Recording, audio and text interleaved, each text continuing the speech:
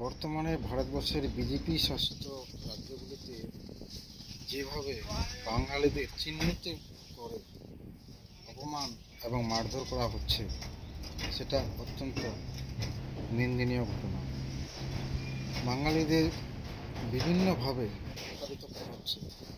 তাদের থানায় নিয়ে গিয়ে তুলে তুলে মারা হচ্ছে। তাদের জিজ্ঞাসাবাদ করা হচ্ছে না, তাদেরকে ধরে রাখা হচ্ছে না, তাদের ডকুমেন্ট ভেরিফিকেশন হচ্ছে না। বাঙালি কথা বললেই, বাঙালি সন্দেহ হলেই তাদেরকে ধরে তাদের থানায় নিয়ে যাওয়া হচ্ছে, তারপর তাদের মারা হচ্ছে। এটাই হচ্ছে বিজেপি আইডিওলজি, এটাই হচ্ছে বিজেপি শাসিত রাজ্যগুলির বর্তমানে একটা অবস্থা।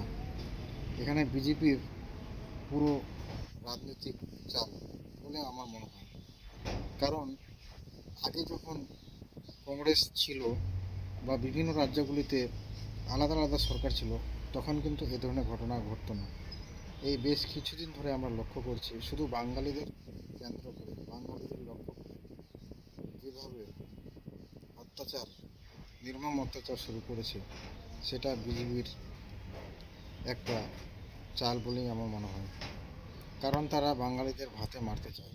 বাঙালিদের বিভিন্ন ধরনের প্রকল্প তারা বন্ধ রেখেছে। তারা এনআরডিএস বন্ধ রেখেছে। তারা বাঙালিদের ঘর দেয় না।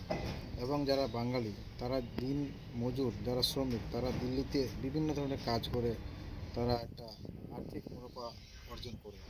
তাদেরকে সেখান থেকে বঞ্চিত করার জন্য বিজেপি প্রায় একদম স্ট্রিক্ট হয়ে পড়েছে বা উঠে পড়ে লেগেছে। সেটা অত্যন্ত দুর্ভাগ্যজনক বলে মনে হয়। তো যাই হোক, আমি নেক্সটে আবার ভিডিও নিয়ে আসবো। তোমরা ভিডিওটি শেষ দেখবে, সাবস্ক্রাইব করে দেবে।